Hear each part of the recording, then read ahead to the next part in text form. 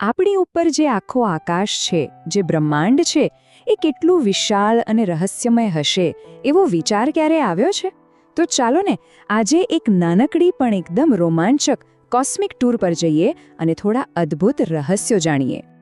આ એક એવો સવાલ છે જે ખાલી વૈજ્ઞાનિકોને જ નહીં પણ આપણા બધાના મનમાં ક્યારેક ને ક્યારેક તો આવે જ છે.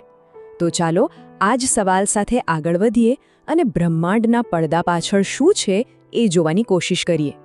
આપણી આ સફરની શરૂઆત આપણા સૌરમંડળના હૃદયથી કરીએ, એટલે કે સૂર્યથી.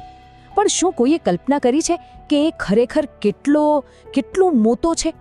13 લાખ. આ આંકડો જોઈને જ મગજ ચકરાઈ જાય નહીં, પણ આ ખાલી એક નંબર નથી. આની પાછળ આપણા સૂર્યના અકલ્પનીય કદનું એક રહસ્ય છુપાયેલું છે. જરા કલ્પના તો કરો, આપણી પૃથ્વી જેવી 13 લાખ પૃથ્વીઓ આખા સૂર્યની અંદર આરામથી સમાઈ જાય. બસ આટલું જ જાણી લો એટલે ખબર પડી જાય કે બ્રહ્માંડમાં આપણે કેટલા નાના છીએ. અને સૂર્ય ખાલી મોટો જ નથી, એ તો આપણા સૌરમંડળનું પાવરહાઉસ છે. એના વગર તો કોઈ ગ્રહને ઊર્જા જ ન મળે અને આપણું અસ્તિત્વ તો વિચારવું જ અશક્ય છે. ચાલો સૂર્યની આ વિશાળતા જોઈ લીધી, હવે આગળ વધીએ આપણા પાડોશી ગ્રહો તરફ. અને અમુક ગ્રહો તો એટલા વિચિત્ર છે ને કે જાણીને નવાઈ લાગશે. આપણો પહેલો સ્ટોપ છે શુક્ર, જેને આપણે પૃથ્વીની બહેન પણ કહીએ છીએ. પણ અહીંયા છે ને સમયનું ગણિત જ આખું ઊંધું છે. ચાલો જોઈએ કેવી રીતે. આ ખરેખર અજીબ છે. શુક્ર પર એક દિવસ તેના 1 વર્ષ કરતાં પણ લાંબો હોય છે. એનો મતલબ એ છે કે શુક્ર સૂર્યની આસપાસ એક ચક્કર તો જલ્દી લગાવી લે છે, પણ પોતાની ધરી પર એટલો ધીમો ફરે છે કે એનો એક દિવસ પૂરો થતાં તો વર્ષ પતી જાય. ઓકે, શુક્રના ધીમા દિવસોમાંથી બહાર આવીએ અને જઈએ આપણા સોલાર સિસ્ટમના જાયન્ટ પાસે, ગુરુ ગ્રહ. આ ગ્રહનું કદ તો ચોક્કસપણે દિમાગ હલાવી દેશે. 1300. ફરી એક મોટો આંકડો. આ શું બતાવે છે? જી હા, આ બતાવે છે કે ગુરુ ગ્રહની અંદર આપણી જેવી 1300 પૃથ્વીઓ સમાઈ શકે છે. એટલે જ તો એને આપણા સૌરમંડળનો કિંગ કહેવાય છે. અત્યાર સુધી આપણે બધું દૂરથી જોયું, ગ્રહો, તારાઓ. પણ જરા વિચારો કે આપણે પોતે જો અંતરિક્ષમાં હોઈએ તો કેવો અનુભવ થાય. ચાલો એક કલ્પના કરીએ.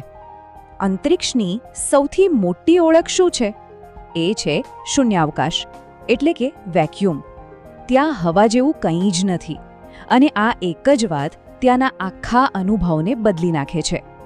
જેમ કે અંતરિક્ષમાં એકદમ સંપૂર્ણ સન્નાટો હોય છે, કારણ કે અવાજને આગળ વધવા માટે હવા જેવા માધ્યમની જરૂર પડે.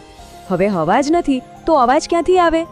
તો પછી એસ્ટ્રોનોટ્સ એકબીજા સાથે વાત કઈ રીતે કરતા હશે? એ લોકો એમના હેલ્મેટમાં લાગેલા રેડિયોથી વાત કરે છે, કારણ કે શૂન્યાવકાશમાં બૂમો પાડીએ ને તો પણ કોઈને સંભળાય નહીં. સંપૂર્ણ શાંતિ સિવાય બીજો એક જબરદસ્ત અનુભવ છે વજનહીનતાનો. પેલા એસ્ટ્રોનોટ્સને હવામાં તરતા જોયા છે ને, બસ એ જ.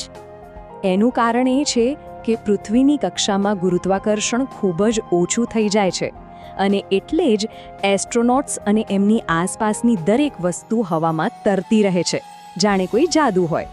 તો આપણી આ નાનકડી પણ મજેદાર કોસ્મિક સફર હવે પૂરી થવા આવી છે. પણ આ બધી વાતો જાણીને આપણને શું સમજાયું?